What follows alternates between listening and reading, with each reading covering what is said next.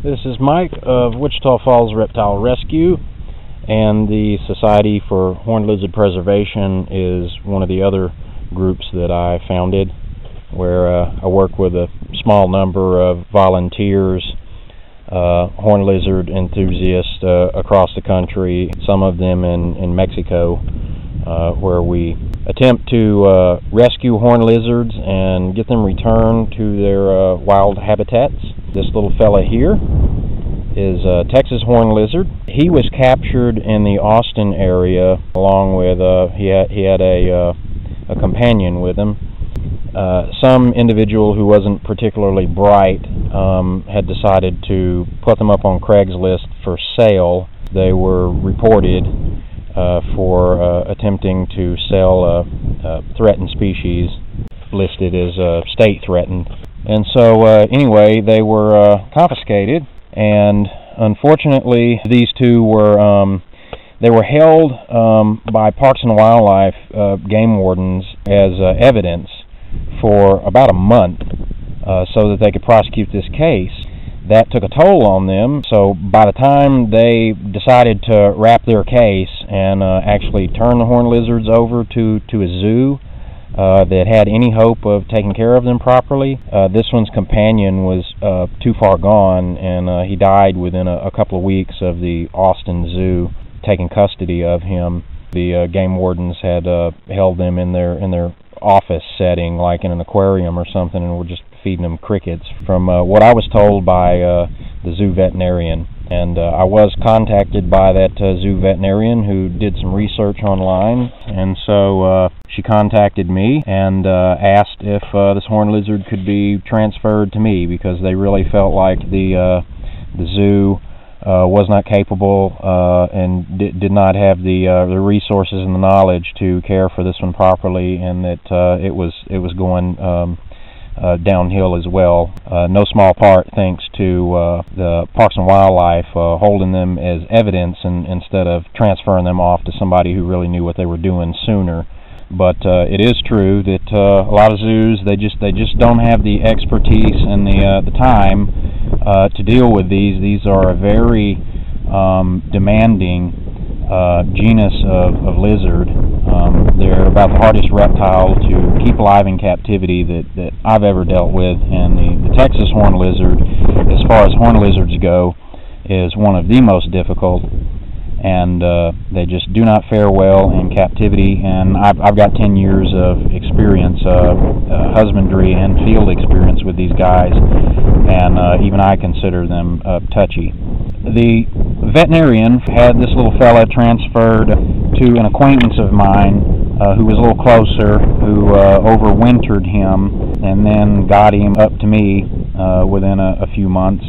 And he needed a little further rehab. He was doing okay, but still a little underweight, and so I've continued his rehab. He's been with me over a year. He came to me in 2011 sometime, and I had him all through 2012, still rehabbing him, and he was doing well and everything, but these horned lizards take a whole lot of time to rehabilitate, and like I said, they're real touchy. He had to be in a separate room all himself where he couldn't see anything, and he was back in the washroom, and apart from the other reptiles and the other animals, because I'm in and out of the main reptile room that I had used. This species here would not be real tolerant being inside the regular reptile critter room, where I was in and out all throughout the day taking care of other animals.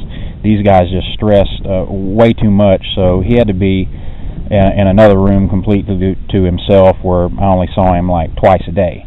So anyway, held him over largely last year due to the drought. I also had held out some hope I would find out where he originally came from. What I'm going to do is release him out here into what I've determined to be a pretty good horned lizard habitat here. This is a little side road that's running through the Waggoner Ranch between Wichita Falls and Vernon, and this is prime horned lizard habitat out here. Normally, I do not like to release these guys in a habitat that is not their original habitat. If at all possible, I take them back to where they originally came from, even if I have to ship them across country, and I'll find another rehabber or someone that I work with the Society for Horned Lizard Preservation. We'll get them back to where they originally came from.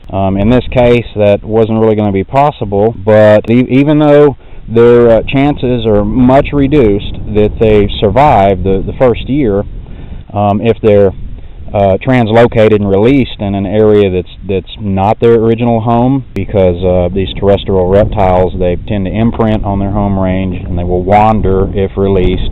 So as rare as these horned lizards are, that's why I don't like to do that. But in this case, I feel that releasing him to the wild and letting him take his chances out here is preferable to holding him in a terrarium any longer. What I like to look for is looking for harvester ants. I like to find 3 harvester ant colonies at least within about a 50-yard radius, and so that's what I've done here. I found one nice big one here, and on down this way there's a couple more. The reason for that is in case of wildfire or drought or just any natural cause, one or maybe 2 of the harvester ant colonies die out. Here's the other one here. That provides them a little better chance of being able to survive, and then also if there's competition from any other horned lizards around here. I have not seen any horned lizard scat around. Ideally, I would like to let him go in an area where I was able to, here we've got some urates here. This is possible evidence of horned lizard presence here, so could very well be that there are other horned lizards here. And it is pretty green here. The mesquite got some growth on them, and here's not a great aquatic habitat, but there's not much for great aquatic habitats around right now, but at least there is still some water here. We've got some nice foliage, some cover and concealment for him. The low ground cover here, the grass and everything, this isn't too dense. This is good enough for a horned lizard to move around in, because they're not real agile, so they kind of need an area that where the undergrowth isn't too thick. Got the 3 harvester ant colonies there in close proximity to each other, and I'm sure there's quite a few more around here. And like I said, this is a far-flung back road that's just oil leases out here. If I'm not actually on the Waggoner Ranch, I'm pretty close, and this is pretty remote. About as good a location as any to release a horned lizard, and he's been fed up. And on the way out here, he got a soak. He's been getting a lot of hydration to make sure he's tip-top before he goes. This is a male, and so it's interesting that this is how it goes down. He starts out his journey after being captured somewhere around Austin on Craigslist, and gets confiscated and makes his way through Parks and Wildlife as evidence in a threatened species prosecution, and then he's finally turned over to a zoo. Then he made his way to me. It's funny because had Parks and Wildlife known, they definitely would have they would have blocked this, because me and them do not get along. And one of the major reasons is because I do this sort of thing here. I just help animals, and I don't consult with government about what I'm doing. I just do what's right.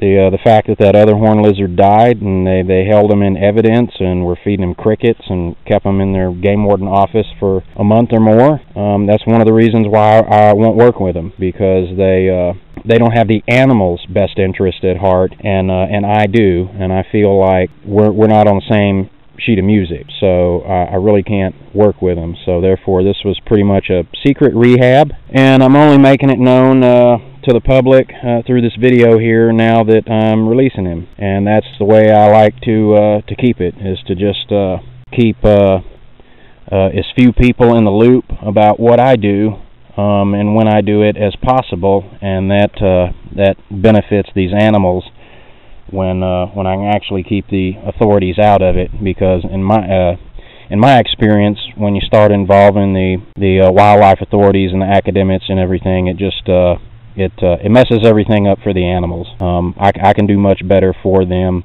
without consulting these people, because a lot of times these guys would end up, they'd call him non-releasable, and he'd end up missing a toe for genetic research. They'd cut it off, or they'd send him down to UT or something where he'd get pickled. See, he just did a little head bob. He's already taken to the area. He bobbed his head there, which is horn lizard communication, kind of calling out to see is any other horny toads around.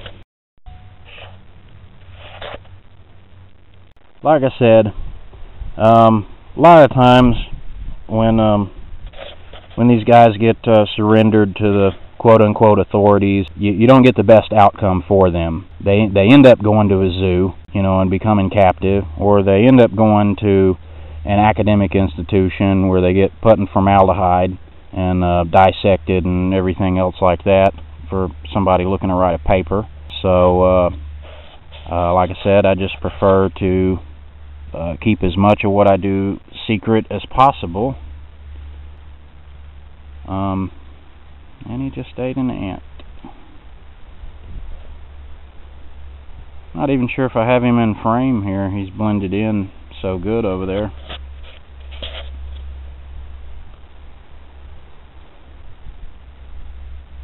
And anyway, like I said, I generally make my releases and everything public after it's a done deal. Then I publish it, and that way nobody can screw it up. And that's what I feel is best for horny toads.